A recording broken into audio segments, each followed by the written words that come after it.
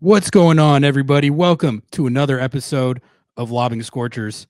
That's right. I'm back in the city of Seattle, and we are back with a jam-packed episode. The Seattle Sounders, since I last recorded one of these, have got a win over the Portland Timbers. Obed Vargas is your newly announced number one ranked player on MLSsoccer.com's 22 under 22 rankings. We're going to talk about that. They also have got a matchup with Real Salt Lake coming right up at Lumen Field this weekend. So we're going to talk about all that and more, maybe hit a couple of the other headlines from around MLS. Noah, it's good to be back. How are you doing? Dude, I started podcasting again in your absence. That was probably one of my favorite comments to read was, wow, Noah's podcasting again. This is great. So, you know, I feel exactly like you. I am so happy to be back on the grind of content. We're in kind of a lull of a week, but it doesn't matter because frankly, there's always shit to talk about. The content keeps rolling, and thank you, by the way, for holding it down in my absence. For those of you who don't know, I was out of town for a wedding. That's why I was not at the Sounders Timbers game. That's why I was not doing kickoff on Monday. But you got Jo in there to pinch hit. You did kickoff with Nico, which I didn't even. I thought there Post was just going to be match, no kickoff. So you were killing it. I appreciate that. But I'm ready to get back on the grind, and it's you're right. It's a little bit of a lull this week, but I think the topics that we do have to discuss are pretty good topics. So I'm excited to get into it, and let's do that right now. But before we do all that, I do have to let you all know that Lobbing Scorchers is a part of the Sounder at Heart podcast network. If you want to get the best independent Seattle soccer coverage, consider supporting us by going to sounderatheart.com/ls. Noah, what's that link? sounderatheart.com/ls. All you have to do is scroll down to subscribe and support to get 30 days completely free. Every sign up through our link helps support and grow this show. Do we have any subs? Okay, yeah, let's just No keep new it pushing. subs. We did hit Slackers, dude. we hit triple digits a couple weeks ago, so that's really all. I mean, we're working towards quad digits, but that might take a while. So for now, Yeah, the that's grind fine. continues. The grind continues. Shout out to our sponsors, Haxon Ferments, Podium Menswear, Full Pull Wines, and My Data Removal. If you have not done so yet, please sub to our YouTube. Follow us on all social media, including Instagram and TikTok. And give us a rating on the podcast apps. We're slacking on yeah, there we podcast go. ratings. 5-star, rate 5 stars, write reviews. Tell all your friends to subscribe and tell them how bad the podcast was without Ari. Be like, thank God they brought him back. But all make of that. sure to rate it 5 stars. Yes. Yeah. All right, Noah, let's get into it. Let's lay down this pod because I got a lot to say. It's been a while. I think this is the longest I've gone without contenting in like 2 years. So yeah. The first thing I did want to talk about was give my thoughts and perspective on this Timbers game. I mean, I know you covered it extensively, but I didn't. So I wanted to talk about it just a little bit because I think it was obviously a huge result, a huge win, and I think there's some other stuff to chew on coming off this one. But the first thing I wanted to do, Noah, was kind of just give my perspective on this game because it was an interesting one for me. I was trying to think how many Sounders games have I missed, and I believe it's 3 since 2014. With this being one of them, I missed a couple for similar reasons as this, but it just doesn't happen very often. And missing a Sounders Timbers game is not something that would happen under normal circumstances. And the way it timed up was that, I was at this wedding reception right while the game was going. So I kind of figured I wasn't going to get to watch it at all. I was hanging out at the reception. I looked at my phone, checked the score, saw De La Vega got a goal, but then wasn't really paying attention. But it was funny because I was able to catch the last like 15 minutes with the time zone difference. I was didn't go that late, so I was able to go home a little early and catch the last 15 minutes. I was watching from the 75th to like the 88th on my phone on the drive home. So I really saw like the last couple of minutes of the game on TV. And I sat down and I'm looking at it. Seattle's still up 1-0. And I was like, oh, all right. I mean, this looks like it's going pretty well. They're about to see out this win, get a much needed win over the Portland Timbies. This is great to see. And look, no one's gotten a red card. They still have all 11 men on the field. I mean, they're actually, I thought to myself, I was like, they're actually about to make it to the end of this game with no one getting a red card, all 11 men. And then, of course, in second It half was stoppage destined, time, I Ari. believe it was destined. You know, you see Albert Rusnak. I'm sitting there. I see Rusnak go in for that tackle. I knew as soon as he made that tackle, and the commentators were like, "Oh, wait a minute, we might bring this one back." And as I was sitting there watching with my friend who doesn't know anything about the Sounders, and I was just like, "All right, here we go, Send him off. Send him off. Just send him off. See if I give a shit." Send him. Oh, he's suspended for the next game. Oh, suspend him. Like it was the most appropriate way that the 2025 Seattle Sounders could have ended that game. It's just like it's been a running bit all season at this point. I think, what is that? Their 9th or 10th? I think it's their 9th red card of the season, which is a lot. So it was good to see the crash out red card boys back at it. But they were able to see out the win. So that was, I think it was just a sorely needed victory for a lot of the reasons that we've talked about with this rivalry over the years. We're going to talk about the whole Timbers owning the rivalry storyline and if that's dead or not in the agenda check. But for me, Noah, I think equally encouraging to that was, the results have not been going that good since Leagues Cup. So it was important for them to get a positive result like this, get a win just from that respect, irrespective of the Portland Timbies. And I also think that type of game is the exact type of game that you need to be able to win in the playoffs. You're going to be playing these tight competitive games. Every playoff game is going to have that kind of derby-like feel and that intensity, right?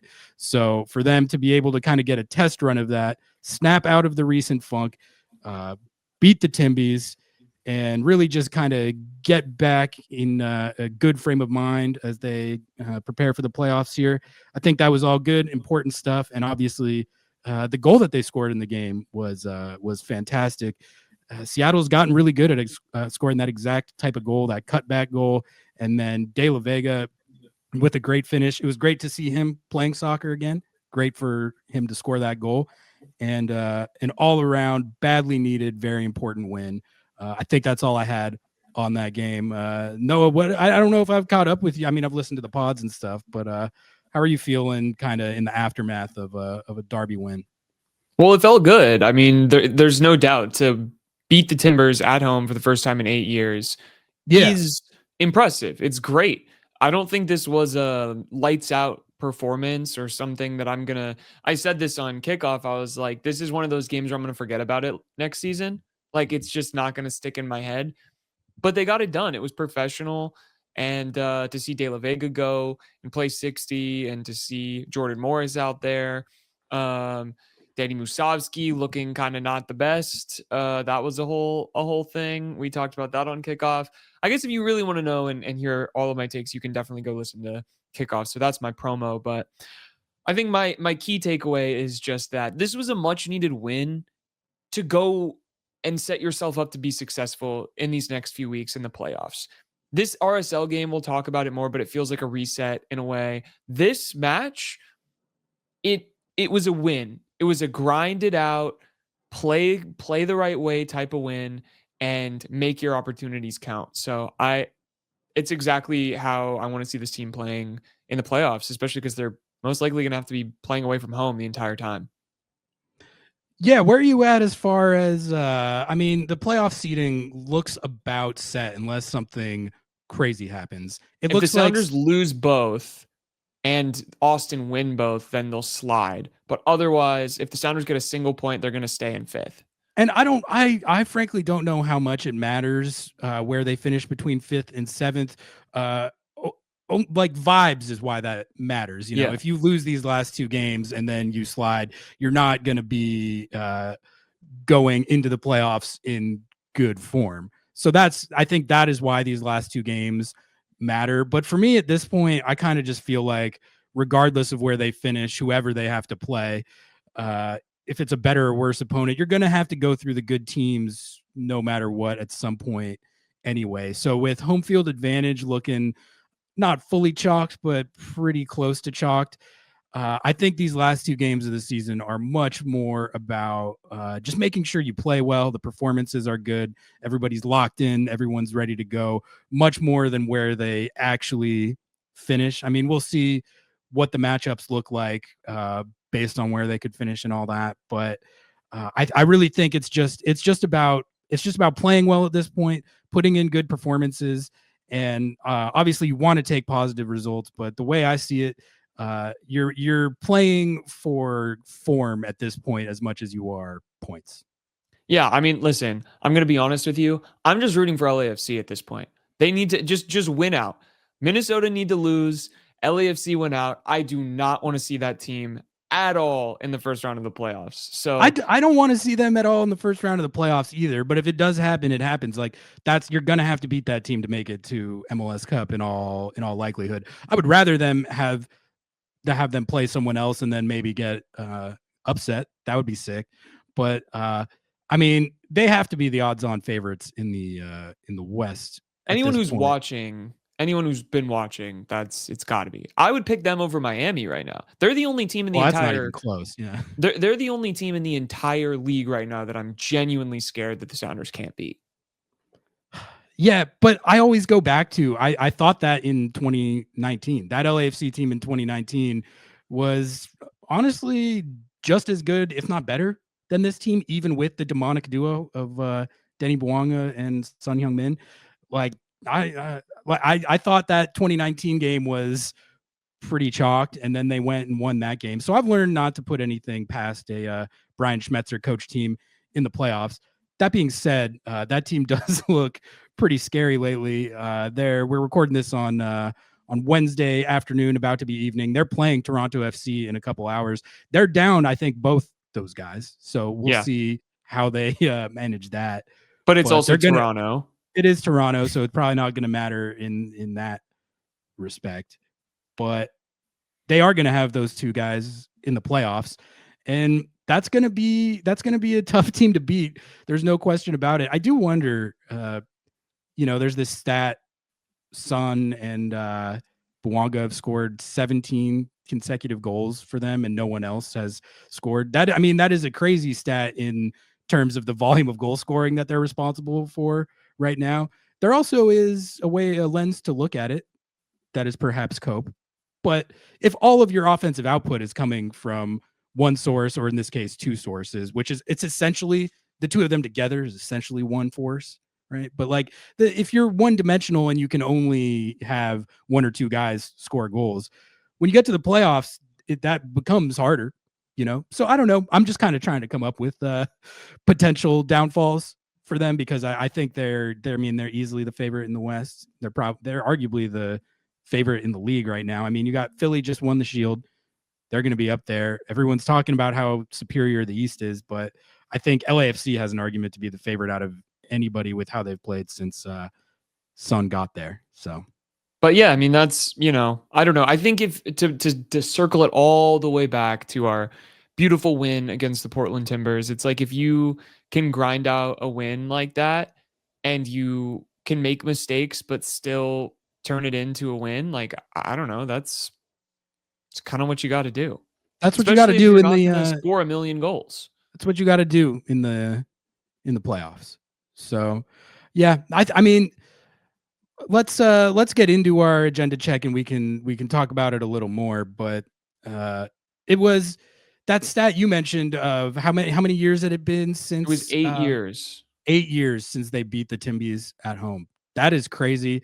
It is fantastic that is over and done with, and really just how one-sided this rivalry had kind of been until the last couple years. That needed to end. We've talked about the Brian Schmetzer presser he gave, like, was it a year or two ago, where he was talking about how it didn't feel like a rivalry because of how one-sided it was, and also just how, like, the players and the staff, he said he didn't feel the rivalry, the weight of the rivalry. I think we can put that to rest, which we're going to do in our agenda check. But anything else on any of these topics before we hop into that? I guess just Albert Rusnak, brother, You can't do that. Please don't do that in the playoffs. Like, I get it. It happens. He's trying to make a play, but when you go to ground, it's going to happen. It genuinely sets up such a frustrating and tough matchup this weekend to not have him, and allows for less flexibility with a lot of different players on the field who are going to be missing. So, I mean, that's not what I want to see out of the leader of my team and the highest paid player, but everyone makes mistakes. It's in the DNA of the Seattle Sounders to get a red card apparently this season. So that's kind of the only downside of this Timbers win, honestly, genuinely. Sometimes you make that mistake 9 times in a season, which sometimes, yeah. I mean, you throw a ball at a fan's head, and sometimes you take a dude out to take a dude's ankle out. We joke, but as soon as I saw him go into that tackle, it's just like, oh my God. It never fails. It was too much to ask. If I were a betting man, I would just pick like over 1 red card every game. Yeah. Or 0.5 or however they do. I don't sports gamble. I don't encourage it, whatever. But that's like free money. And the thing is, like, they've managed to kind of minimize the damage that these red cards have had on them results wise this year. But in all seriousness, like, if you can't keep 11 men on the field in the playoffs, you're not going to make it that far. You got to be able to make it. They got this was one where they got pretty close. It was the second half stoppage time. They were probably 2-3 minutes away from pulling it off, the rare feat of finishing the match with 11 men. Couldn't quite do it. And like you mentioned, it's, there's the obvious, you never want to finish the match down a man, but now he is suspended for this game, which, luckily they have played without him a lot this year. They do know how to do it, but you also, right before the playoffs, you want your guys out there. You want everyone getting that cohesion and that chemistry top notch. So this kind of prevents them from doing that. But for me, it's also just the principle of it. Like, if you can't make it more than 2 or 3 games at a time without getting a red card, which they haven't been able to do in like 6 months, it's going to put a damper on your postseason aspirations, as it were.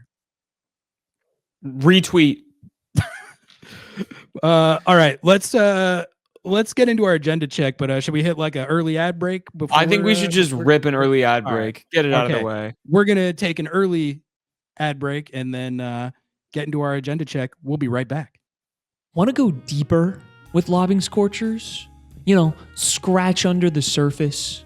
Get down even dirtier than we already get. Become a YouTube member. Sometimes things just get a little too spicy, a little too weird, and a little too loose for the general public. And the people to see that are YouTube members. We're talking about exclusive bonus videos, the podcast after show, exclusive written content, and little bits and pieces of information before the unwashed masses know about it. As a member, you not only get access to all of this amazing content, you get a badge next to your name and a slew of amazing emotes to use, not only in our live stream chat, but also in our comments section. And yes, we do have an emote for Jesus Ferreira, Go Snack, and Paul Rothrock. This is the best way to help keep us independent and keep us building out this crazy YouTube brand that we call Lobbing Scorchers. Hit the join button down below or hit the link in the top of our description if you're on mobile to join the ranks and become a Lobbing Scorchers YouTube member. Welcome back from another ad break, which you definitely did not skip. Never skip. Ari literally, he said he was at a wedding. He actually skipped one of the ads while he was listening to our podcast, and so we sent him to a re-education camp. Exactly. You don't want that fate. All right, Noah, I have got a bunch of topics written down here for us to get into for this agenda check, and we are going to start with the Obed Vargas's price has gone up agenda. With the MLSsoccer.com's 22 under 22 rankings coming out. Brought to you by Body Armor on Wednesday, presented by, or not, actually not anymore. Not sponsored by Body Armor anymore. Oh, not sponsored by Body Armor. But Obed Vargas, number 1 on the 22 under 22 rankings. For anyone who doesn't know, that is MLSsoccer.com's annual list of the 22 best players, best young players in MLS. It used to be 24 under 24. A couple years ago, they changed it to 22 under 22. And I voted. A lot of people voted. This is a big pundit day. They all vote for these. And Obed Vargas finishes at number 1, which is not easy to do. I think only one Seattle Sounder has ever finished number 1 before, or it was DeAndre Freddie Yedlin Montero and DeAndre Yedlin. Wow, I forgot about Fred. That must have been like the first year that they ever did it. Freddie Montero and DeAndre Yedlin both finished number 1, but Yedlin, that was like 2014 or whatever. So it's been a minute, and I think it's a reminder. We watch Obed play every week. We know how good he is, but nationally, that doesn't always land, right? Like sometimes we can see the potential of a player or the level player is playing at, but they might not get the national recognition. This is as nationally recognized as you can get for him to finish in the top spot. And that transfer fee, I mean, once you finish number 1 on 22 under 22, I think that adds like what, $10-15 million to it. So that puts him up at like 50 million or hang up the phone territory. But I guess Noah, what was your reaction when you saw Obed actually got number 1? Were you surprised, or did you think that? To me, this kind of felt inevitable. Even as I was filling out my ballot, I was like, I think he's actually going to get number 1 here. When I saw Tommy Scoops and Matt Doyle leak their ballots online, and I saw that here's what it was going to be, Obed Vargas number 1, I was like, yeah, that seems about right. I mean, it makes sense. He is a key piece to the Seattle Sounders team. They just won a major trophy. It's all about hype. It's all about recognition. I mean, last year we talked about how Kevon Sullivan was on the list, and I was like, dude, this is like ridiculous that he's even on this list. He's ranked way too high, whatever. He's done nothing. And you told me, you said, listen, it's not always about pedigree or whatever. It's about like the narrative around the person and all of these kind of upside. Things. It's like, the upside. It's always like when I'm filling out this ballot, I'm always kind of weighing proven production versus theoretical projected upside. I think both of those criteria come into play. The guys who finish near the top have the combination of both of those things. But it is interesting because you get both sides of it. Obed Vargas has well over 100 MLS matches and a couple trophies at this point. A guy like Kevin Sullivan signed to Manchester City when he was 15 years old. And had played 9 minutes last year. Yeah, but like the way he works his way into the discussion is through what he is projected to be in the future more than what he's done. If you look at the list, this full list, a lot of it is guys that have played extensively in MLS. But what I was going to say is, I think if you look at how the rankings shaped out, the 5 guys right behind Obed are all guys that I think had an argument to be number 1. You got Alex Freeman, Toklamati, Owen Wolf, Davin Martinez, and Quinn Sullivan. If any of those 5 guys had finished at number 1, I would have said Obed should be finishing higher than them, but I could at least see their argument. But like when you compare him to a guy like Alex Freeman or Toklamati, those guys are still relatively new. Alex Freeman, he burst onto the scene this year. This is his first like real year of, it's his first year, I think, playing in a top flight, like first division. And he's been one of the best players in the league at that position. But a guy like Obed just has so many more minutes, so many more games than him.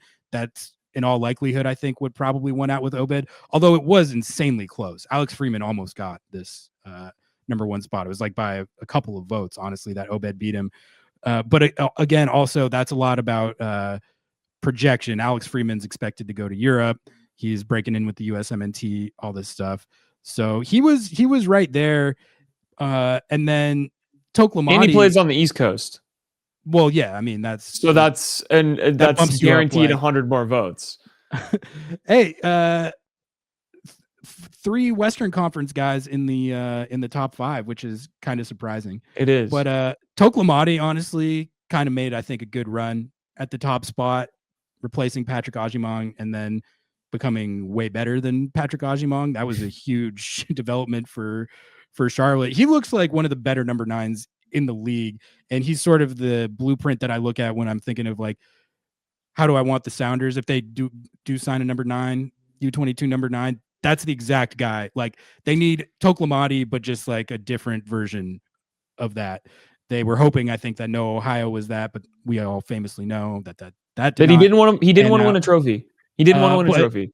The point is, Freeman and Toklamati are they haven't played as much MLS ball as Obed Vargas.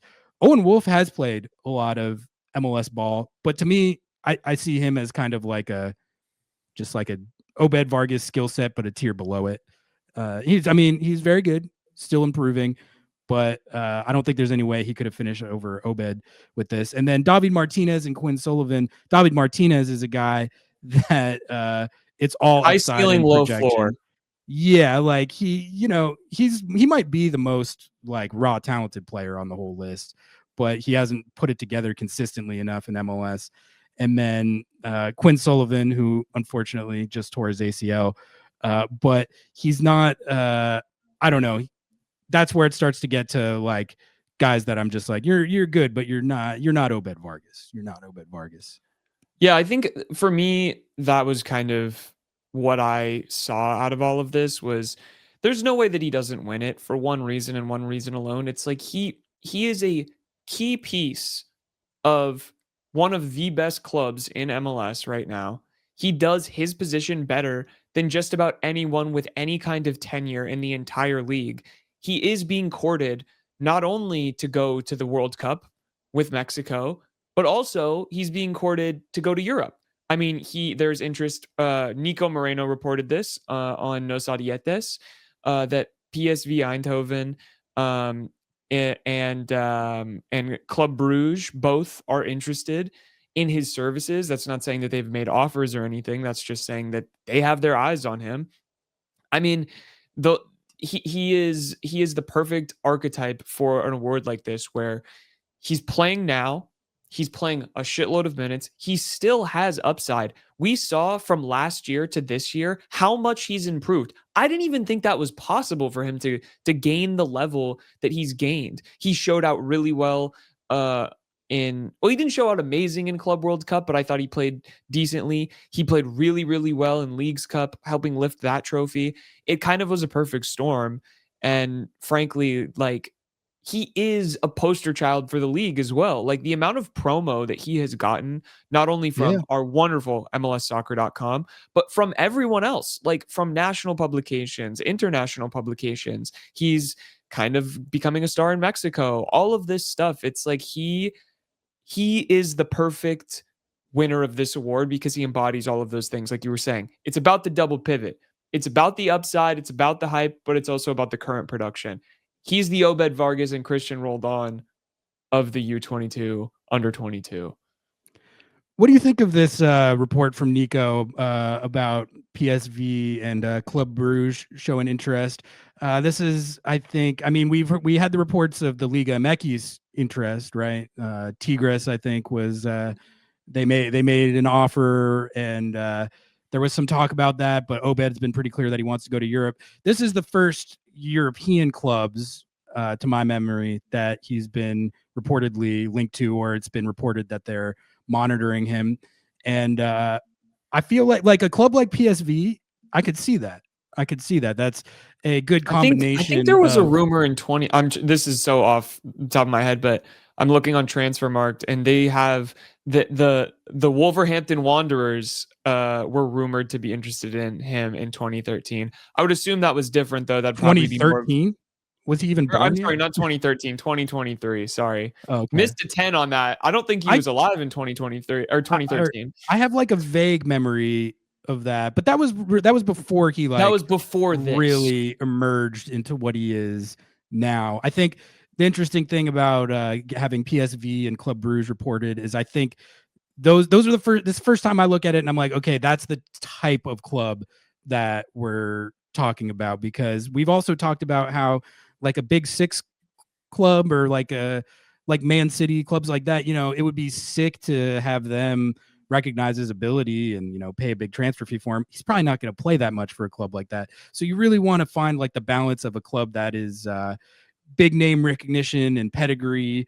And you get to play in the Champions League or conference, right. whatever. You get to play but like in Europe. not a place that he would go and just ride the bench. Like, to me, PSV in particular kind of strikes that balance of like, that is a very reputable club in the Eredivisie, and it's also a place where if he goes there, I think it would be with the idea that he's part of their plans, like he's going to play. I think that would be sick. Club Bruges, I think I'm a little less jazzed on, because I feel like the Belgium league, it's like, I don't know, like, is it that different than MLS? Probably not.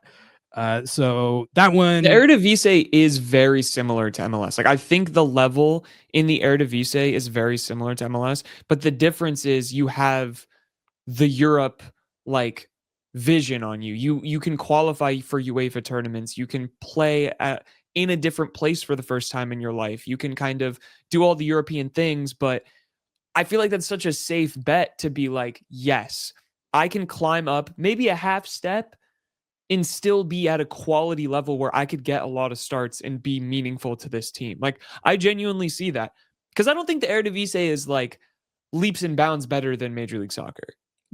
No, it's not leaps and bounds. I think it's a little higher level, and it's also like you mentioned, it's like the optics of it, I guess. It's that would be a Just good the club to go to in opportunity. that respect. Yeah, the opportunity.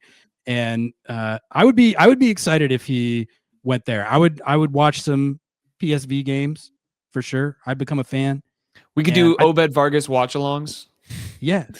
I think a club, it doesn't necessarily have to be that club, but a club like that feels about right for where I would want him to go, just from the perspective of what's going to be the best for his development and what's going to give him the best opportunity to actually get minutes right away. I think a club like that, they wouldn't bring him in to bench ride. Like, he's going to require, the transfer fee is going to be too high for a club like that to do that.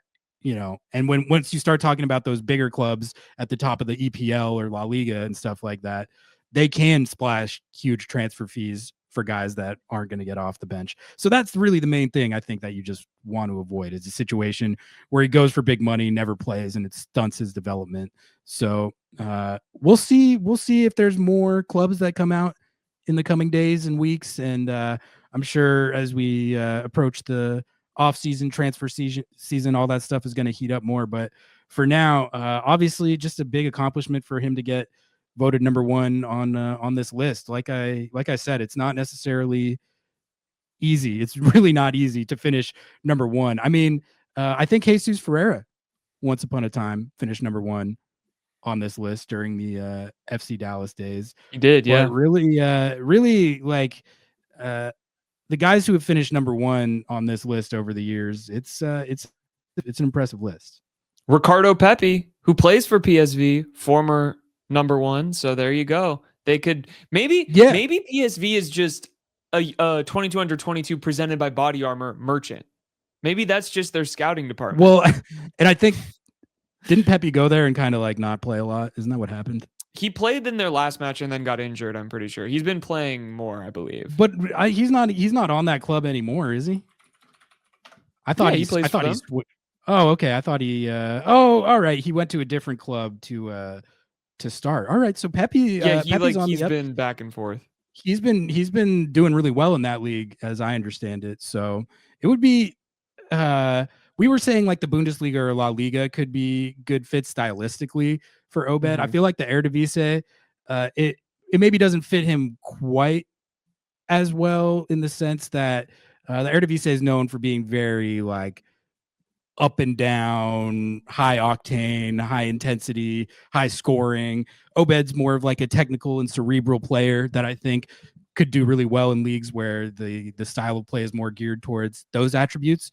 But that being said, like, he's also so versatile and so adaptable. And also with that style of play in the Eredivisie, players with his type of skill set actually, I think, become even more valuable, because he has those skills that can kind of that two-way skill set where he can go against these attacking teams and help you defensively as well. So it would be cool to see. It would be cool to see. We'll see what happens. Did you have any takes on RBW and Oh Kevin yeah, Sullivan that you were yeah. I put this in the doc. So RBW actually finished one spot short. He finished in 23rd in the voting for 22 under 22. All right, let's talk about that. Is that an egregious snub? No, I don't think it's an egregious snub, but I think that that's a good sign for RBW. I think this season has been a chance for him to show what he can do and how he can play. And I think we've seen a lot of bright spots. This is a pro RBW podcast. Everyone knows that. We're here to push agendas. That's one of my agendas, man, is like, I think Reed is someone who they need to continue to develop and play and give minutes. And it's clear that like the pundits and people like that see him and value him at a level where he's almost there. He's almost breaking into one of the best young players in the league. He did beat out Kevon Sullivan in the voting, which I do think is interesting. Like, I don't know. There's a lot of hype around that kid. He has gotten better. Kevon has gotten better. I've seen his some of his training clips. I think we've sent his. Oh training yeah, clips you sent back me and one of forth. those the other day. It was nasty. Like, you know, I think that's a good sign. That's just a good sign for Reed. That's a good sign for the Sounders that they can continue to develop these young players. And, you know, I think maybe next year we might even see another defensive midfielder. But, you know, who's to say?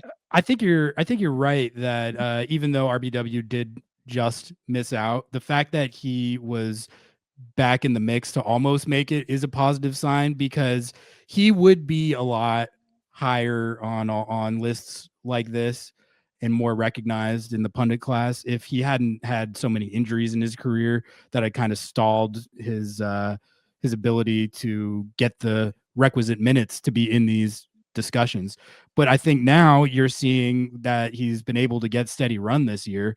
He's sort of starting to regain that pedigree, which RBW at a time was the one who was getting, there's reports of like Manchester United scouts being at Sounders games when he was like 16. He was Kevon before Kevon, kind of. Yeah. Not maybe not quite that hype, but like he was on that type of path. And I think injuries is kind of the only thing that set that back. And then this year you had him finally getting regular run again. And there was all the discourse over when in the Club World Cup, when he had a couple of not that great defensive sequences against Atletico Madrid, where people were kind of trying to undermine the prospect pedigree there. But I think what we've seen in the last month or two, I mean, doesn't it seem like his defensive game has improved even in the last like couple months? Like, it used to be a situation where when he was out there, I would be I would be more worried about it than I would be if Nuhu was in there, as just purely from the defensive aspect of things. But these last few games that we've seen from RBW, I feel like, all right, he's gotten a lot better at recognizing like his positioning, when he should push forward, when he needs to stay more disciplined. And I think that was kind of the last thing that he needed to sort of take the leap that we all want to see from him. So now it's just about putting that together and doing that stuff consistently going forward, which I'm excited to see if he can do.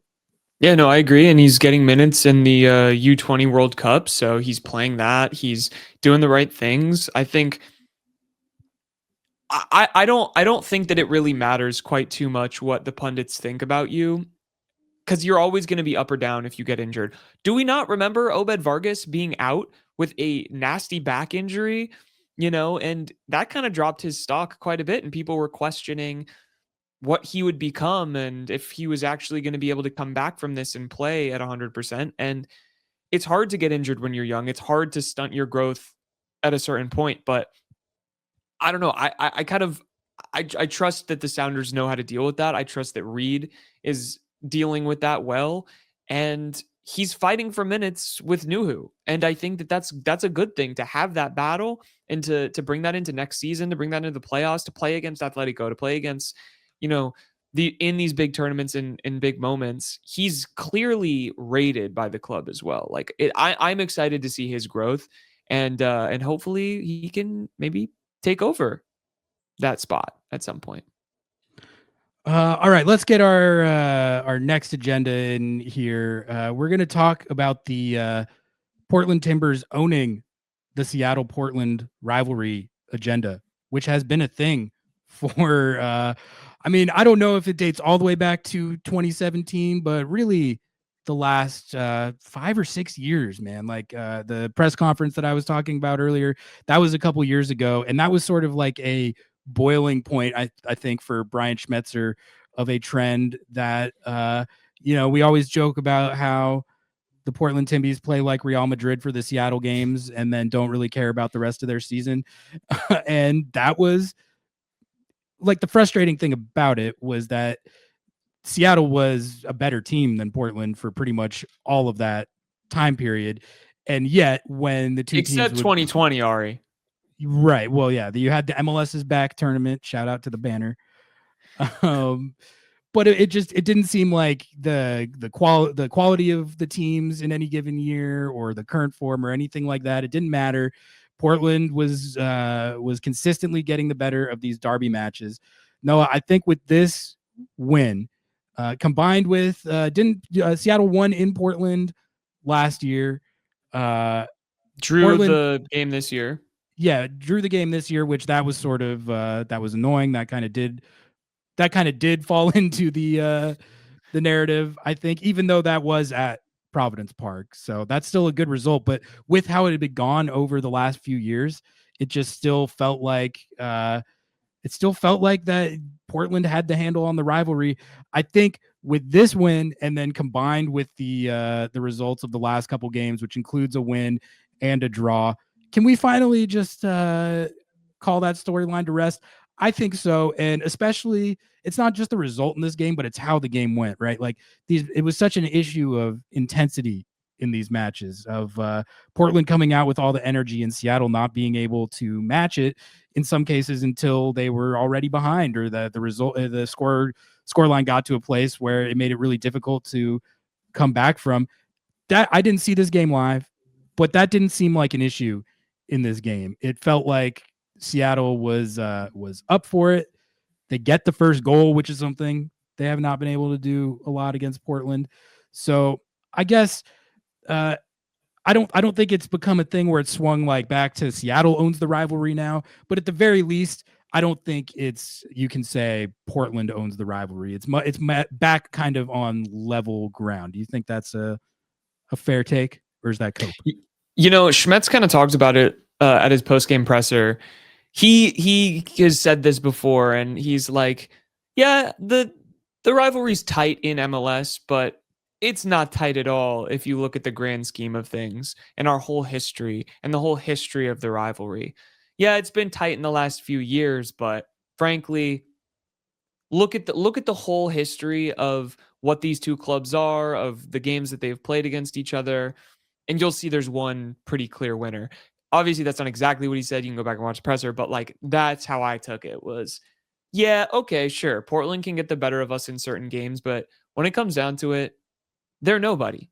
And I believe that. Like, yeah, you know what? They had a really good run. Phil Neville literally kept himself employed just by beating the Sounders at Lumen Field. Like, that was his entire operation, And so I think for me, this win absolutely sets it back on the track of, like, in the modern era, the Sounders are here to play in this rivalry and take it seriously. And like, we're not just going to get blown out every time. But I don't know if I ever really believed that the Timbers owned the Seattle Portland rivalry. I think in the recent years for sure, but this is a good, set the record straight of who really is a good team. I think in the last at least like 3 or 4 years going into this year, like I think they did own the rivalry. I think they did. And I think Schmetz knew that they did, because that's why he reacted that way.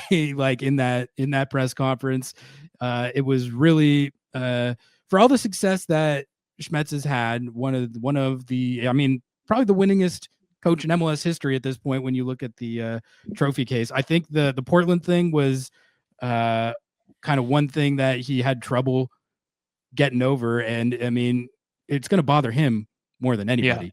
So I think that you could kind of see at the presser how cathartic it was for him in particular. But I think probably it became a mental thing. I feel like at a certain point, like I said, it's not like these were years where the Timbies were especially good. In fact, they were pretty mid for that's why it was so frustrating, because it's like, if they were one of the best teams in the league the entire time, then you could understand it a little more. But you'd go into these games and it was always like, man, you feel like Seattle should have the upper hand, whether it's recent form or just general roster quality of the club, and then it just didn't matter. So I don't know. I'm not going to call it dead, but it's pretty much that storyline is pretty much dead.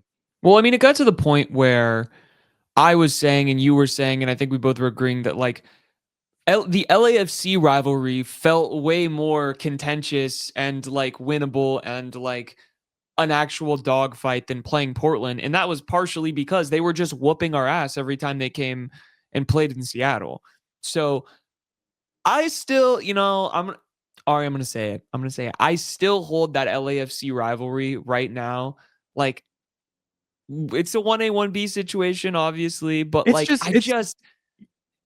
that's like you're playing for it's almost apples and oranges, because like the LAFC rivalry, the reason that it took hold so much was because the stakes of the matches were related to like, playoff games, trophies, who's actually going to take home silverware. Whereas the Portland derbies, it's like the derby component of it was the stakes of it. It's the bragging rights, it's the regional supremacy, like who's the best in Cascadia, stuff like that. There was no they played in the playoffs in 2018, which the Timbies won that one. That kind of honestly tied into this whole storyline that we're talking about. But there was nothing with the Portland games that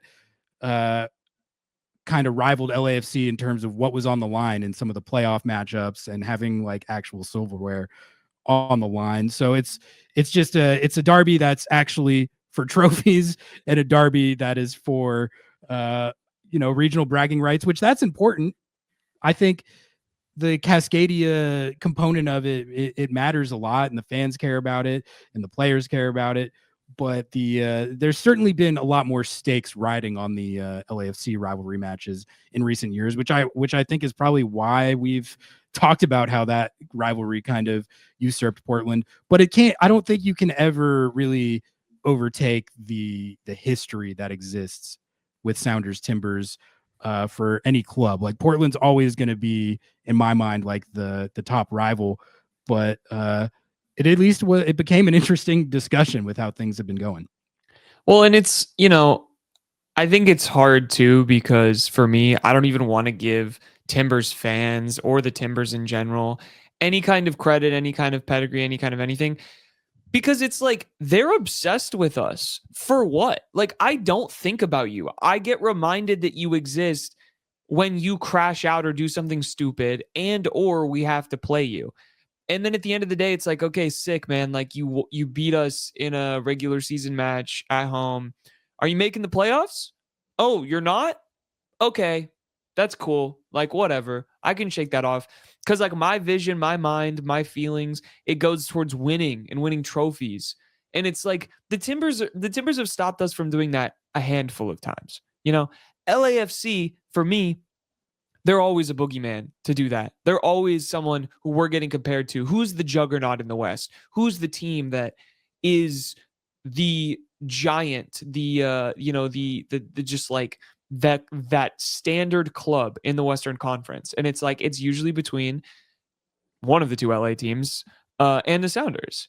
And like, no one's talking about the Timbers, man. No one's talking about the Timbers. And also their fans love to come and crash out in our comments just randomly. Like we'll be playing Minnesota and they're like, actually, gut the fish. Also, like, is that not the lamest like shit talk ever? Gut the fish. Like that's what you do when you eat fit. Like, I don't understand it. Like your mascot's a tree. What are we doing? You've got a dude like with a chainsaw who might be like, is he on a, he's probably on a list, bro. I've seen that guy. Where was he on January 6th? That's my question. Where was Timber Joey on January 6th? Okay. That's all I'm trying to get to the bottom of. I feel like the Timbies were already down kind of bad this year going into this Seattle matchup. Like they started off really hot, but realistically this year, it's been kind of a mid-year. So we'll see what happens with them and our boy Phil Neves. It almost feels like Phil Neves doesn't it feel like he needs a good showing in the playoffs this year, and they need to make a little run, otherwise they might be looking for a new coach again. I don't know. It's probably going to depend on how bad a theoretical crash out might be for them. But it just feels like, especially I was watching his presser, like he's given the pressers of a man who thinks that he might be on shaky ground. He and Ronnie Dyla, it's like similar vibes right now. Dude. And the Timbers actually are going to at least make the playoffs. But Phil Neves even said that if they slip, he said if they get a wild card, if they have to do the play-in game or whatever, that's a failure. Which I don't know if I would have said that, because that realistically, like, what if that happens? That could happen. So they're 4 point. They're 1 point. They're only 1 point clear with FC Dallas has a game in hand, and they're on 41 points, and the Timbers are on 44. Like, brother, I wouldn't have said that. I wouldn't have said that. I wouldn't have said that. Also, can we talk about what he was wearing during that match? I don't remember. Bright ass white like hoodie with just the most massive Timbers logo on it. I was like, brother, have some class. Put on an outfit. Like it looked like he was like literally in Portland, Oregon, drinking a really shit IPA on his couch with his polyamorous roommates. I was like, brother, you like look like you want to win this game. Look like dressed to impress. It was bad. It was bad, Ari. I didn't understand his outfit. Clearly, that's what I was more worried about than the actual tactics that he was employing. But we shall see what the future holds for Phil Neves. But that's enough about the Portland Timbies. We'll talk about them again if a playoff matchup with the Seattle Sounders comes to fruition. But I mean, I feel like that was worth addressing, because that is pretty much for as long as we've had this show, we go into the Timbers games under this kind of cloud of. It puts so much more pressure on the games because you're trying to snap out of this kind of loop that you've been in. And that's why getting that win was so important, in addition to all the other reasons. One last agenda here before we hit another ad break. We've got a goalkeeper controversy update. It has been a storyline in recent weeks with Stefan Fry coming back, Andrew Thomas playing as well as he did in Leagues Cup, and looking like the goalkeeper of the future. What do? Do you name a new starter? Can you give Stefan Fry's starting job away, like when it was through injury, not performance? Should Andrew Thomas be the guy for the rest of this year? No, it seems pretty decided at this point that Stefan Fry is going to be the number one for the rest of the year. I don't think Schmetzer like officially came out and said that, but I mean, he's been starting every game, and it doesn't seem like that's going to change. So how do you feel about that? Are you good with Steph Fry retaining the starting job for the rest of the season and into the playoffs, or are you still on the Andrew Thomas should have been that guy for the rest of the season train? I'll hold my ground. Listen, I think that what I said before is like, I'm happy with either of these two options in goal, but if it were up to me, I would want to be getting the younger guy more minutes and really like letting him get that feeling of playing in the playoffs, playing in these final games, and then launching him into next season. Because let's say he does start next season, we're going to be playing Champions League matches immediately. I want a goalkeeper who's confident and ready and coming out and knowing that he's the starter and feeling that. I don't want someone who's on shaky ground, who doesn't know what's going to happen in the lead up to next season, who doesn't know what's going to happen to this season.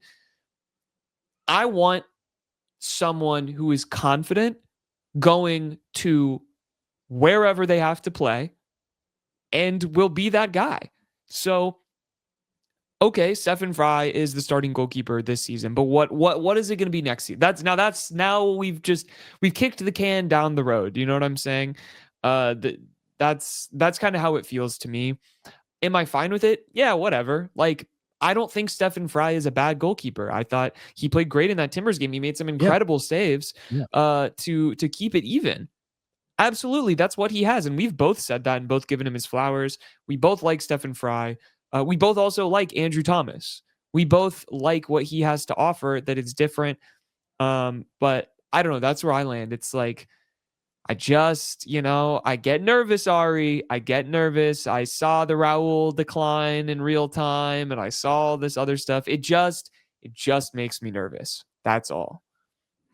Yeah, I think it's a unique situation because of who Stefan Fry is and his status within the club and all that he's done for the club. I think there's a fine line. Like if you really feel like the other option is the best option for the team, then I think you owe it to start whoever you think is going to give you the best chance to win. But in a situation where it's a toss up, which is what I think this is, I know some people might not like it, but I don't think you can bench a guy who has delivered so many trophies, so many clutch moments, so many incredible saves, been a captain and a leader for the team, been I think Schmetz called him one of the best acquisitions, if not the best acquisition that they made in their MLS era, given what he's done for the club and what he's meant for the club. If there is an actual obvious, like, documentable decline that you can see with a player, then I think that changes things. I have not seen this decline with Stefan Fry that some people have talked about. I've looked for it because a lot of people have mentioned it as far as like maybe, I guess, his athleticism or mobility and stuff. I don't know. I feel like for most of this year he's looked pretty much like he always has to me. So failing that kind of really obvious decline, and if it's basically a tie, then I understand why Schmetz would go with Stefan Fry, and I think it's fine to have him be the number one through the rest of this year and into the playoffs. And even watching back that Timbers game, he made one save in particular, that on DaCosta, that was a classic vintage Stefan Fry save. So I think it's fine. I will say for a situation like the playoffs where you have penalty kicks as a thing, I definitely trust Andrew Thomas way more at for penalty kicks. But for me, like, if they want to ride this year out with Fry, I have no issue. Like, the logic behind that makes sense. I do think next season has to be the pass of the torch. I know Steph said he wants to play next year, and if he wants to keep playing, he should keep playing. But I think you do have to start the Andrew Thomas era beginning of next season at the latest, don't you? I just think it was a missed opportunity to not pass the torch after he absolutely went clutch mode, won goalkeeper of the tournament, and gets to continue on that momentum. It's silly to me. I think that's just what it is to me. I respect and understand the situation that Brian is in, because that's hard. Fry's a captain. Fry has been around a long time. He's like you really, like, if you were the coach, would you really have benched Fry? If I was the coach, we would not have won Leagues Cup, Ari. But in this hypothetical, you are the coach that has won Leagues Cup you're in the exact circumstances that Brian Schmetzer is in. I'm trying to put myself in Schmetz's shoes. Like, honestly think to myself, what would I do if I was the coach in that situation? It's easy to sit here and say, oh, I would put Andrew Thomas in there. But if I was actually in that situation, I can definitely see how a coach, especially a coach like Schmetz, where like loyalty, I think, is such a big thing for him, and it was not like a performance-based situation. It was an injury situation.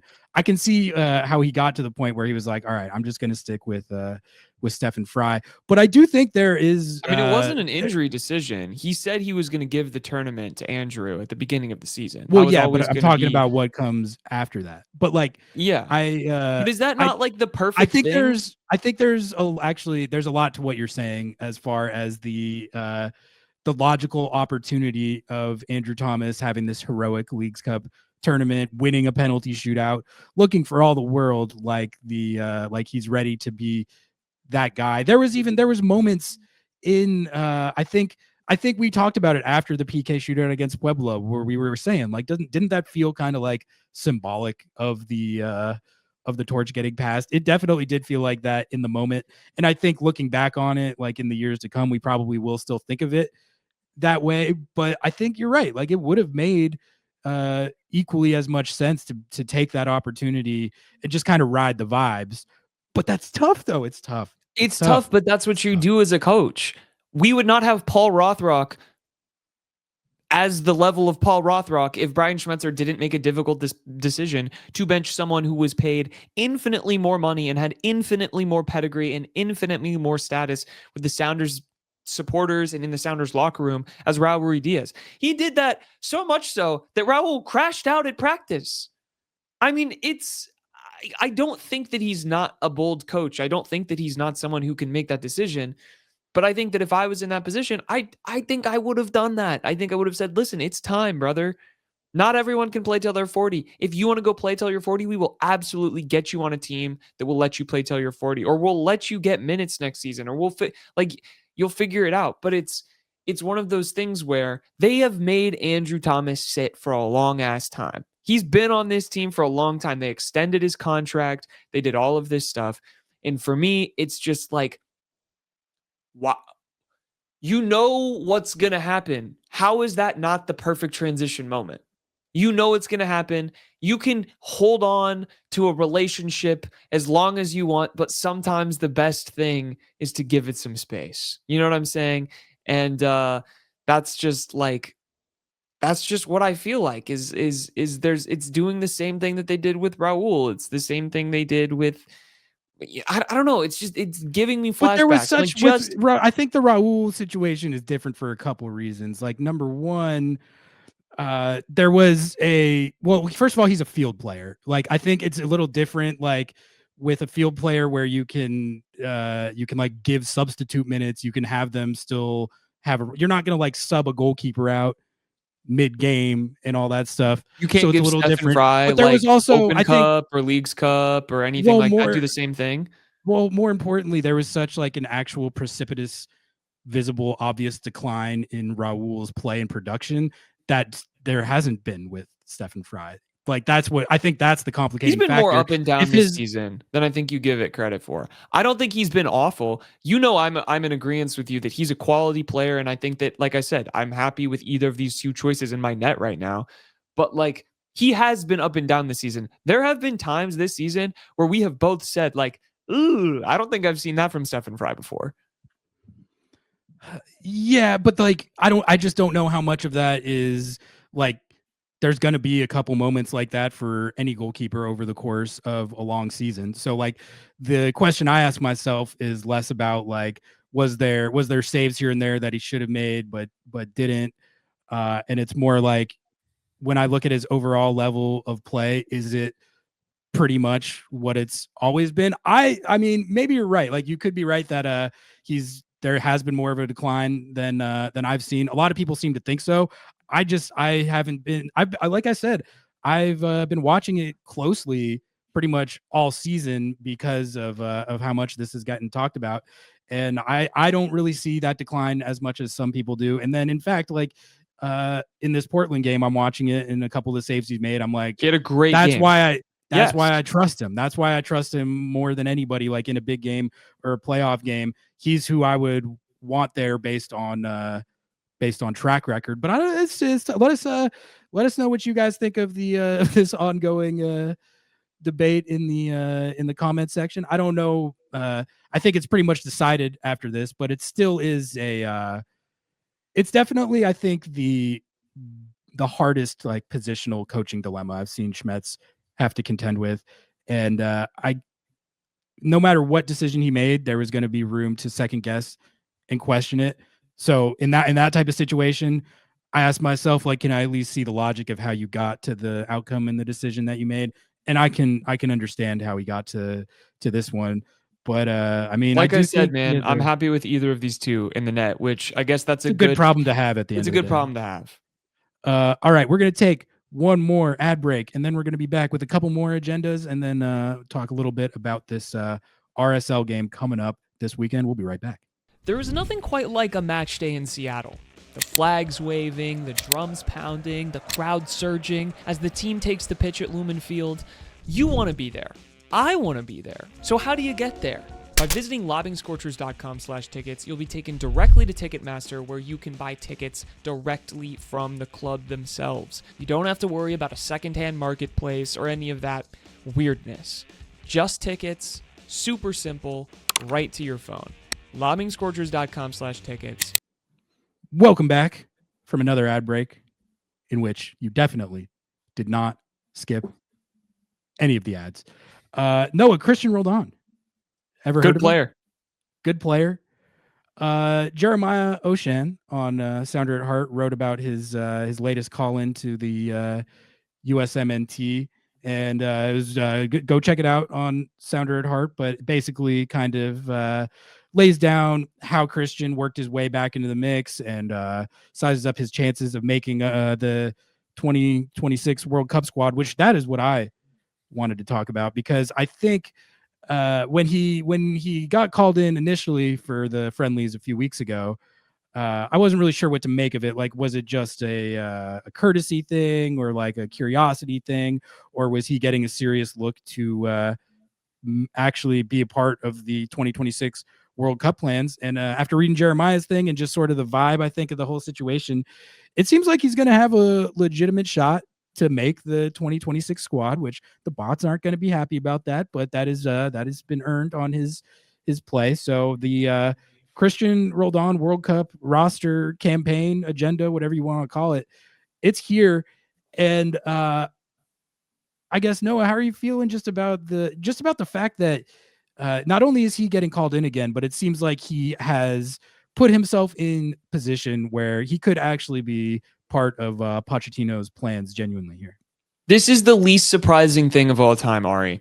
If you actually know ball, if you have actually been paying attention to any kind of soccer that any player has played and the type of people who Pochettino wants in his locker room, Cristian Roldan is the archetype, okay? He's the type of player that will do what the coach says. He's the type of player who everyone in the locker room loves. He's the type of player who brings experience, who brings leadership, who can generally bring the vibe up, okay? That's what you need. That's what you need. You need a guy who's going to go to battle, who's going to go to war for you. These teams, they don't play together for a long time. He has chemistry. He has chemistry with these guys. You talk to the God King, Christian Pulisic, right?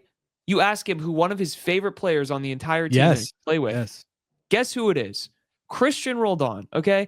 Not only that, he elevated his play so much in this season. His defensive midfield change, his cementing of that position, he has been one of the best in MLS for sure, if not in the world. And I'm happy to say that, all right? People don't want to hear it. People don't want to believe it. But he is at the point where he's playing against PSG, Atletico Madrid, Botafogo. Against Atletico Madrid, he was the best player on that field, 100%, in a tournament game with stakes, all right? Did they win that game? No. That's sure. Count that against him. But the reality is he's a very talented player with a lot of pedigree and with a lot of respect from a coaching staff who need players who are just going to rally around the idea of getting a call up, being excited. We've talked about how rotten the vibes are around the Wonder Kids, around the Golden Generation, all of this kind of stuff. He's the antidote. He is the antidote. He plays for his badge. I said this on kickoff to Nico. He hasn't changed his profile picture since the last World Cup. Guess what? He has been in a USMNT jersey on his profile picture on Twitter and Instagram for years and years and years and years. It's been in his bio. And what that means to me is that this is a guy who absolutely respects every single opportunity he gets to play with this team. And that's who you need right now. That is who you need right now. Yeah. It's funny. I still remember when he made the last World Cup squad, and Berhalter had a quote about how he used the word vibes, like when he was describing why Cristian Roldan got called in or made the World Cup squad. And, he was mocked relentlessly by the bots for that quote. But I mean, first of all, this is, like you said, this has been fully earned based on his play. And I think as far as his skill set on the field, this team could really use that. But like, if you don't think that vibes matter on a roster like this or on a team like this, team sports in general, but particularly international footy, if you don't think vibes matter and that's the real consideration, like you really, really don't know ball. Like real, like that is actually like a huge thing. Like think about international football where it's the best of the best, the highest level players in the world. Everyone, especially like the better teams you play, everyone is going to be elitely talented. Who has the edge is stuff like team chemistry, like camaraderie. How well do you play together? Who has the best locker room? Like who has the best dynamics? Like all that stuff matters. Cristian Roldan is second to none for all of those intangibles. So like, you can dismiss that if you want, but any smart coach who knows what they're doing at all is going to be considering stuff like that. Like you said, he brings all that. Anyone in the pool, just in terms of leadership and the respect that he gets from his teammates. I think it was a great shout that Christian Pulisic has said multiple times that Cristian Roldan is one of his favorite teammates that he's ever had. And so like when the starting guys on the team recognize that, it should at least not be hard to understand like where his stock comes from in this situation. So hopefully he makes. I actually think, like, if I had to guess right now, I think he's gonna make it, and he should make it. And hopefully he actually plays. Like, that was the other funny thing about the crash outs over him making the last World Cup squad was that what did he play, like 5 minutes at the World Cup, which is what, like, roster spots 22 through 26. They're not going to play. Anyone that they would have called in instead of him for that World Cup literally would not have played. They wouldn't have played to make a difference. Like, so, I mean, that's a whole different discussion, but well, yeah, and honestly, here's also where I land on it. It's like, you want someone who's been there before. You don't want Tanner Tessman, who has no fucking clue what it's like to play in a major tournament and win anything. Like, you want a guy who has been there, done that, has felt the pressure at every single level. I don't know. I am all for upside. Upside is incredible. We just basically did a whole show on players with upside. But the reality is, in those roster spots, like you're saying, these like basically supplemental roster spots who you're maybe going to get 5 to 10 minutes a match if you're lucky. You need a guy who can bring it in training, who can bring your players together, who can help be a mentor and someone who is like, I've been here before. I've done this before. Let me help you. He's that guy, and he's willing to do that, and people like him. So I really like it. Thank God that our national team is not run by people with X the Everything app accounts. Yeah, no, we've talked about it before, but I like how Pochettino has been doing it. Like, he's doing it on a merit-based system, and you can just tell that the decisions he's making, whether you agree with them or not, whether they end up being right or wrong, he is making them based on what he objectively thinks is going to lead to the best outcome for the team, like how they play and the results that they could get. I don't know if it's going to result in a good team or a team that performs well at the World Cup, but I feel like, at least as far as just player call-ups and how he evaluates the pool, the thought process, it seems sound to me. And the way that you know it's sound is by how negative a reaction that it gets every time his rosters are announced. That's how you know that he's actually he's at least calling guys in for what he thinks are the right reasons. So that's something. Listen, does it really matter? Is it really the end of the world? I'm sorry. Do people really think that the US has a chance to win the World Cup? Like, are we being serious? Like, well, I don't think it's about winning. I think it's about I think those people would say that it's about putting on a good showing that helps advance the game in the country. And if you get grouped or you look terrible, then it undermines that. But I mean, at the end of the day, like the player pool is what it is. I think that's sort of what I've come to realize in the last few years. Like the goal, you can call it a golden generation. You can have these guys that are at these big clubs, but realistically, just with what the talent level is at, the ceiling of how far they can actually go in the World Cup is inherently limited. So, but it's also, if you want to go far in the World Cup, you need players like Cristian Roldan, like I'm saying, who you can watch him elevate his game to basically any level where he's playing. Like, I understand that, you know, if you're name chasing and league chasing, you're probably like, oh, you're lying. That's bullshit. Go watch the Club World Cup games. I say it all. You say it more than I say it. Watch the film. Watch the film. He's a guy who can elevate his level no matter where he's playing. And they're like, oh, he's, you know, in these friendlies, he gave up one pass that almost led to a goal. It's like, brother, what are we talking about? What are we talking about? Rest assured that the discourse is still going to be bad. All right, just a couple other things to hit here, Noah, and then we can call it a wrap for this episode. I did want to, well, there's been a few retirements announced in the last couple days. The Barca boys duo of Jordi Alba and Sergio Busquets are both. The Sounders literally ended their career, by the way. The Sounders Seattle. Obed Vargas ended Sergio Busquets' career. Hopefully he now will have more time to pursue his true passion, which is punching 20-year-old kids in the face and starting massive Florida's brawls. A great place to do that. Yeah. So the Barca, they're going to be down 2 Barca boys. So Inter Miami is going to have to reckon with that eventually, I guess. I think it might be an addition by subtraction situation when you think about those guys are still very talented, but to me, this season, Busquets did not look like Busquets at all. He looked slow. He looked tired. He was not bringing anything at all defensively. I think the footy might have left him.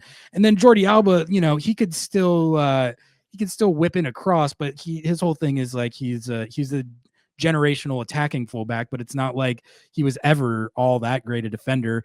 And at this point in his career, he's not really a defender at all.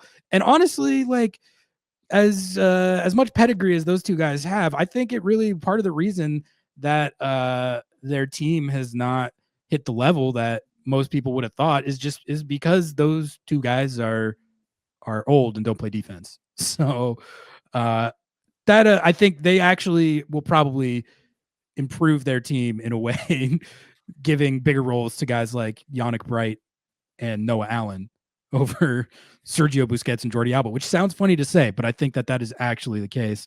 But I did want to talk a little bit about another retirement that got announced, which is Darlington Nagbe of the Columbus Crew. He announced he's retiring at the end of the year, which is a big story because he is definitely one of the best midfielders in MLS history, which is what I guess I wanted to talk about.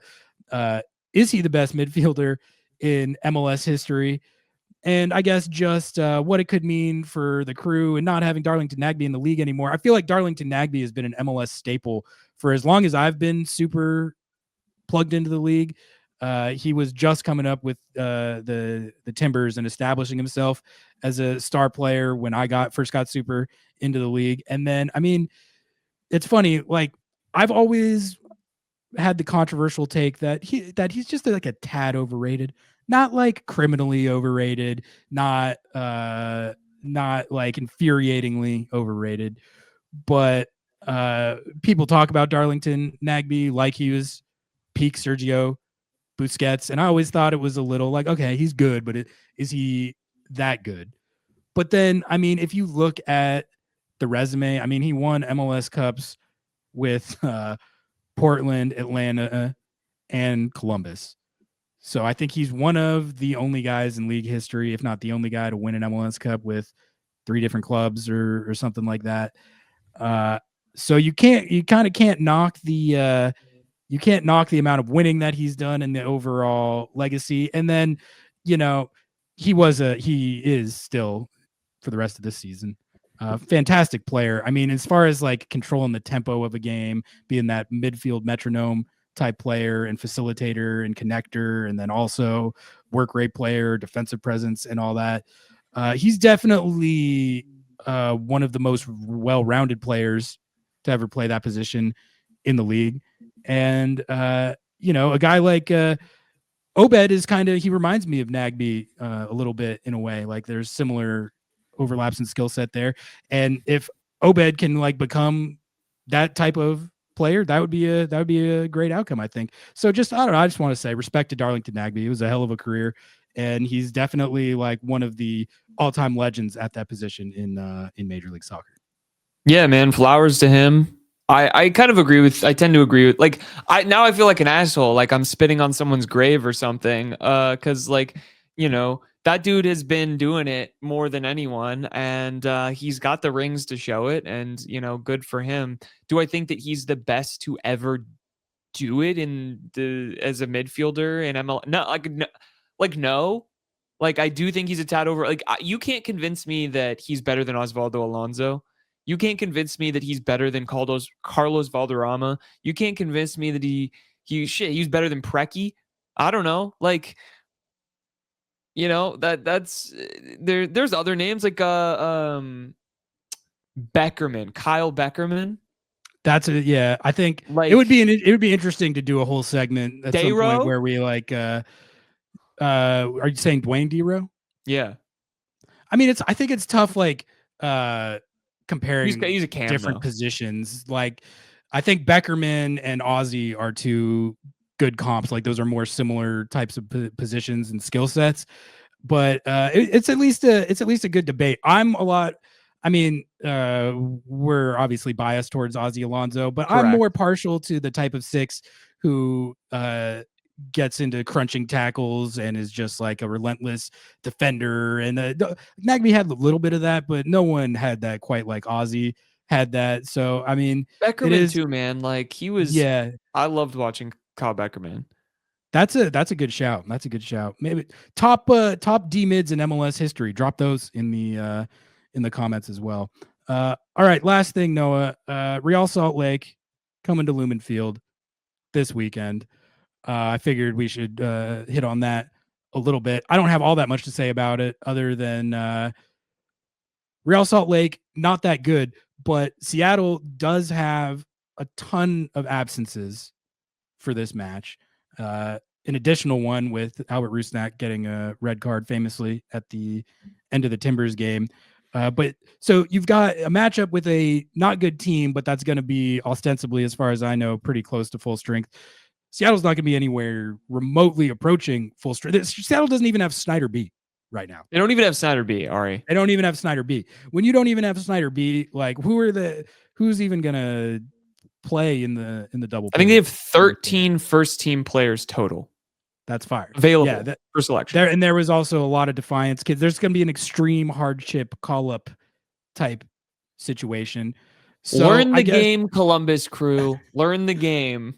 I guess in that sense, what do you want to see from the team in this game? Because like like I said, I'm at the point where the actual points on the table actually aren't even that much of a concern for me at this point. They're pretty locked into 5th. Obviously, you don't want to slide, but like if Seattle plays really well in this game with this shorthanded mix and match lineup that they're going to have, but they end up drawing, or say even if it's an L where say it's one of those L's where they play pretty well, but like the breaks go against them and they take an L. That's all. That will be whatever. But for me, I guess I just want to see. I want to see as good a performance as they're able to put forth given the lineup constraints, of which there are going to be many, but they should have enough to be able to take a result at home against an RSL side that is, I mean, they're not good. Where are they in the West right now? I'm going to pull it up, but they're not particularly high. It's been a tough year for Pablo Mastroeni and the gang. They're in playoff position right now. I thought they were below the playoff line. They are fighting for a wild card spot. So this game actually matters a lot for them. They're going to be. They'll also be shorthanded though. So what's going on with them? Like, they'll miss Luna. I'm pretty sure they're missing a bunch of other players. That's like their one really good player. So yeah, and their other like midfielder guy who's pretty good, who's like their DP or whatever. Can't remember. Whatever. Okay, not a real team. They're down Diego Luna and one of their DPs. One of their other guys. I have to imagine though. God, MLS is so funny, man. The Real Salt Lake has lost 16 games this year, and they have a -10 goal differential, and they're about to make the playoffs. The 8-9 the 8-9 situation, that's basically like missing the playoffs as far as like they should cut it off at like 6 or 7, Ari. Yeah. I mean, I actually thought I think wasn't last year the first year they did the playing game the way they do it now, or maybe it was the last couple years. I don't know, but I thought it's pretty fun. Like you get to watch these teams, these kind of bad teams duel for your entertainment. It's like a nice little starting the playoffs ritual. But I mean, either way, this is a team that's at 1.25 points per game. They never really took off at all this year. Kind of feels like they're just not doing all that well in general. So all that being said, all that's to say, like it's an opportunity for some guys who don't normally get minutes to prove themselves and hopefully just kind of get a good vibes result as you look ahead to decision day. I mean, how are you feeling about this? Well, you asked me what I want to see, Ari, and I want to see a replay of Austin FC versus Seattle Sounders, where we saw 12-and-a-half-year-old Obed Vargas, 8-and-a-half-year-old Reed Baker-Whiting, Danny Leyva, all of those guys rolled out there, the youngest squad to ever play, the youngest average age or whatever to ever play an MLS game. I want to see more Defiance players on that field than I see starters. I want to see Georgie Manungu starting that game. I want to see. Is he not going to be gone still? Oh yeah, he'll be gone too. I forgot. Yeah, like everyone's gone. Yeah. I want to see Danny Leyva at the 10. I want to see, I don't know, man. Like I want to see some chaos. I want to see these kids roll it out cuz they've got quality. I think why the hell not? Let them run it. This game is the perfect opportunity. It's a reset. You could get people rest minutes, maybe if it's not going so well, you pull people in at half or whatever, but I mean, if Kim Kehe's not available, you basically are going to have like Jackson Reagan and John Bell as your only two center backs. You have no defensive midfielders. Alex Roldan will probably start there. Who's going to be the double pivot? Like it's probably going to be Danny Leyva and Alex Roldan. Is JP, is he ready to? I mean, maybe JP, but dude has jello knees. I mean, well, he just has not really been playing much lately. No, he should you cannot expect him to go 90 minutes. You can't expect him to go 60. You can't expect him to go 45 minutes. Yeah, and that's just fitness. I'm actively excited to see this lineup. I'll have to dig into it more on Under the Lights tomorrow when I've got all the absences written out in front of me, but this is going to be like the novelty lineup of the season, which is, it always makes getting a result harder, but I think there is good information to be taken from situations like this sometimes, especially now you're winding down to the end of the season and we'll see what happens in the playoffs, but maybe guys can make cases for getting some minutes in the playoffs or just kind of showing that they should be more in the first team plans. There's going to be, I imagine, at least a few of these extreme hardship call ups. Maybe we get a U sighting. Maybe we get a Pete Kingston. It's going to be fun. It's also hard because like the sickos are going to enjoy a game like this. We don't know for sure too because there's weird rules. Like because U is on a loan, you can't like, there's some like he may not be able to be called up. I don't know if we've ever sorted that out, but like it is like a weird, it's a whole thing, man. Like it's crazy, but yeah. It's going to be fun. It's going to be fun. All right, Noah, unless you got anything else, I was thinking we could call it right there. Let's get out of here. Let's get out of here. Thank you all so much, as always, for tuning in. It's great to be back. I'm excited to be back locked in on the It was nice to have a little break, but I'm ready to lock back in for this game, decision day, and then it's playoff time, baby. So the train keeps rolling. Like, comment, subscribe, rate 5 stars. Please sub to the YouTube if you haven't. Follow us on Instagram. Follow us on TikTok. Anything else to plug? I'm going to be hitting Under the Lights 7:30 p.m. right here tomorrow. Don't miss out. And post-match live. Post-match live on Saturday. All right, we're going to call it right there. We'll catch you next time. Until then, we out. Peace.